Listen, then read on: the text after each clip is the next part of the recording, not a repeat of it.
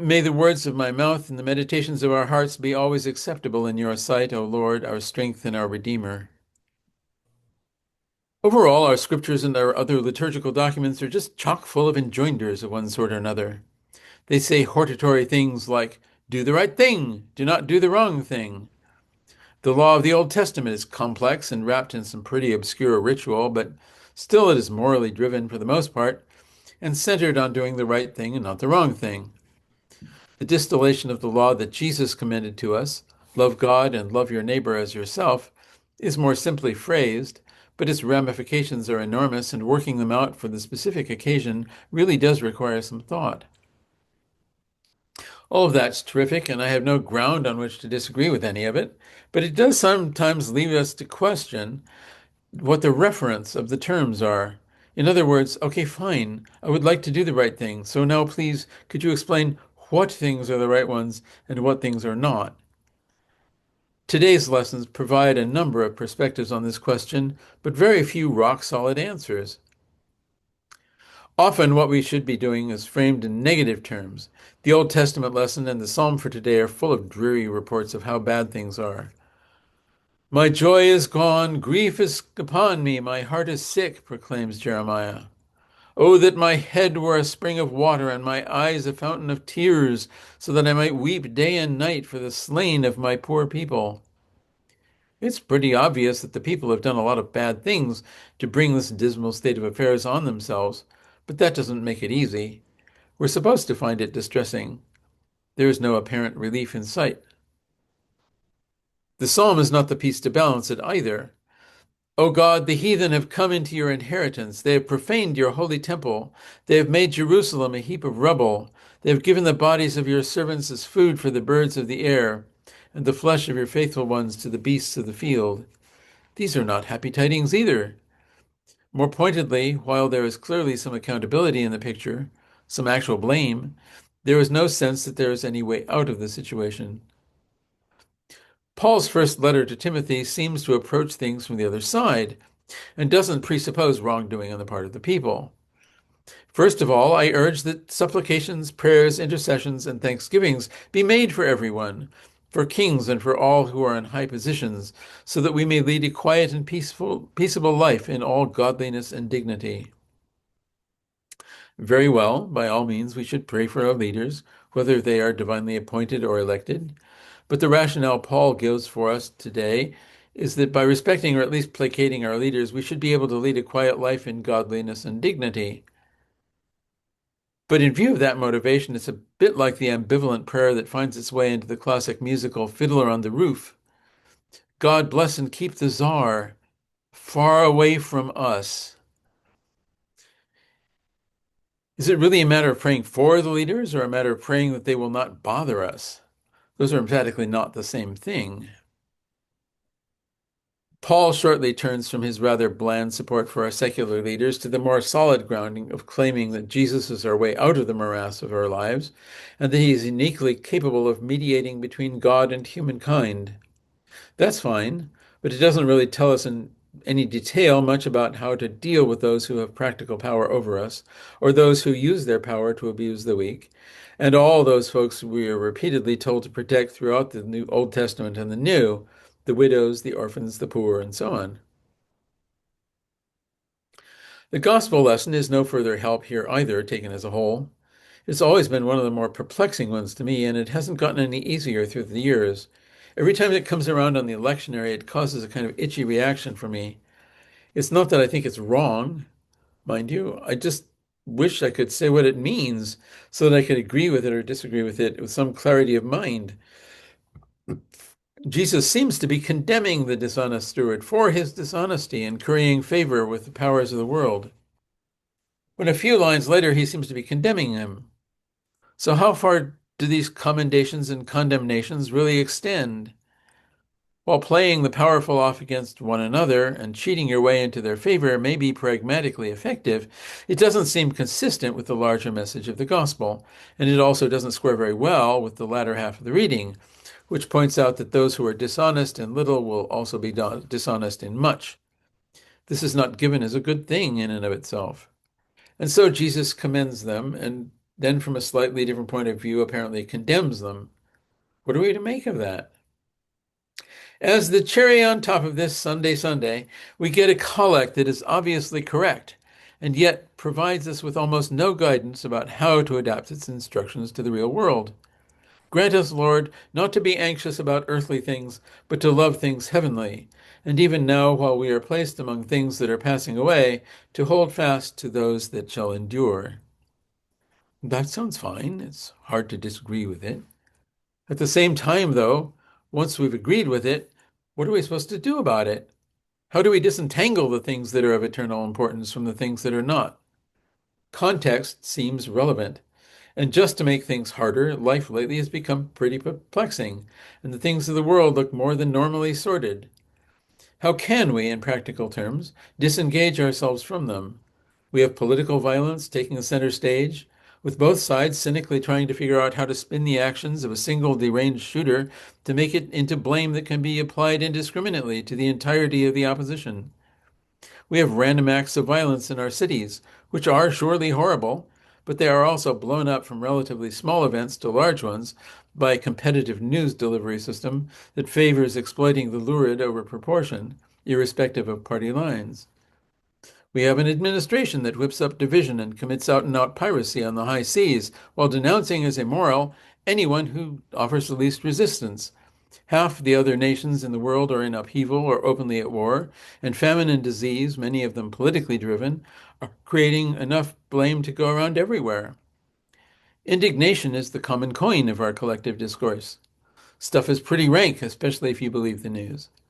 It seems inviting to turn aside from it entirely and bury ourselves in abstractions and reflections on the life to come. But is that what the collect for today is calling for?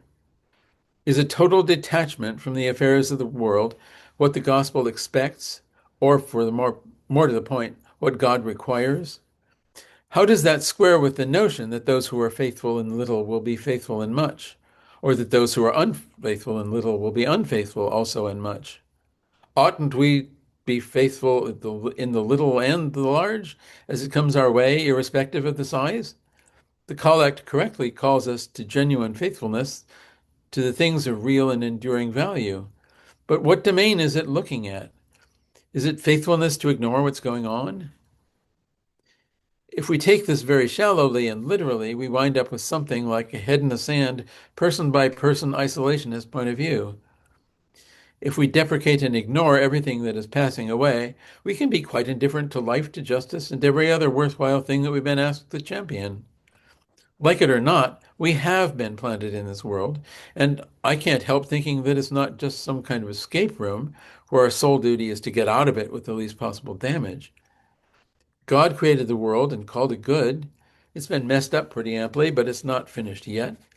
So clearly there's something we're supposed to be doing here, some relationship we're supposed to have with the other things of the world, and especially the other people in it. For that reason, we can't entirely turn our back on them. It's also the case that our relationship with eternal reality, even if it's more important than the finite reality of the tangible world, is not something we can manage entirely by itself, without reference to the experiences of this life. The images that crowd our minds are made up of this worldly stuff, irrespective of how much we dwell on things that are transcendent or abstract. Even Dante's vision of the afterlife was almost entirely composed of features and images of this world, and one of the greatest Dante critics of the 20th century, Erich Auerbach, called him the poet of the secular world. If we merely dismiss the forms and patterns of our life here as a meaningless phantom, we're left with nothing else to hold on to, really. We perceive, know, and think by analogy. This is not just an inconvenience, it seems to be important. A wholesale dismissal of the realities of this life isn't what Jesus himself is driving at when he tells us how to behave to one another, for instance. He doesn't simply wave off the concerns of this world or all their attendant imagery. Over and over, he tells homely, down-to-earth stories about people in basic relationships with fairly straightforward and recognizable problems. Fathers and sons, business managers, vine keepers, field hands, and so on. Yes, he tells us that the transcendent reality of the divine order is in fact more important than our present concerns and irritations, but not that our obligations here are of no account. Most of what he tells us about the transcendent reality is pretty foggy, couched in terms of negation. It's not like this life, he tells us in certain ways. But he gives us very few positive images, and he doesn't tell us to ignore our obligations here. This is at least partly because such imagery wouldn't do the job. It would fail to convey anything meaningful to us precisely because it wouldn't evoke anything from our here and now experience. It's also, I would surmise, just because it's not the right message. So, assuming we don't just smile and blandly ignore the collect, which is not, I think, the correct response to it, how do we take it? How do we properly avoid being anxious about earthly things?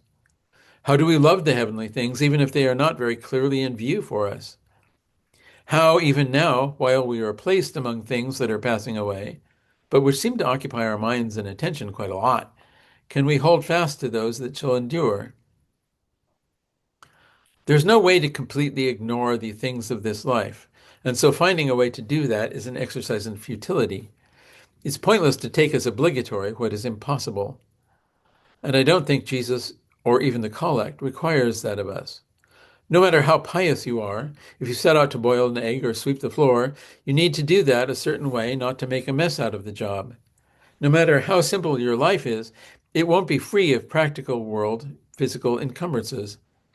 Neither your life nor anyone else's will be better just because you've shown yourself indifferent to the day-to-day world. I think there are two perspectives that will help us sort this out.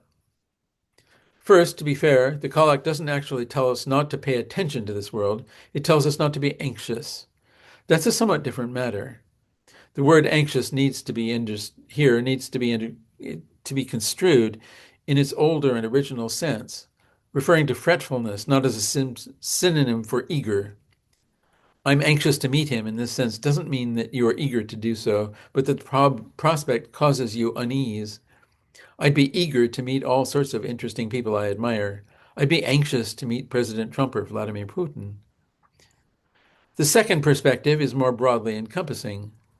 I think the challenge is less a matter of what we're looking at and what we're dealing with than how we are looking at it and dealing with it. Even if we cannot, in this light, wholly transcend the reality of the world, we can at least put it in perspective. George Herbert, a 17th century English cleric who wrote some of the simplest and most profound hymns in our hymnal, suggests that we may help make that distinction. In one called the Elixir, he writes, "Teach me, my God and King, in all things thee to see, and what I do in anything, to do it as for thee." Later he continues, "A servant with his claws makes drudgery divine, who sweeps a room as for thy laws, makes that and the action fine." There's more, and the whole poem is worth reading. You probably recall singing it from time to time. The point is that it's not attention to the things of the world, but rather how we regard them that can be the source of anxiety, precisely if we put them ahead of God. The wording of the collect is exact. We should take it as it stands. In the middle of the poem is one more stanza that we seldom sing, as I recall. "A man that looks on glass on it may stay his eye, or if he pleaseth, through it pass, and then the heaven espy." Does everybody understand that? It's a little more obscure. If you're looking at a glass, in other words, a telescope or even a window, you can look at it or you can look through it. And those are two different things. Ultimately, we can see both in the world and through the world the things that are eternal, things that endure and even surpass and confound the petty dreariness of this world. We see Jesus in the face of our neighbor. We serve Jesus when, as he said, we offer anyone even a drink of water in his name. When we see and frame our earthly obligations and our concerns in light of the transcendent reality of God, we understand both it and them better than we possibly could before. Amen.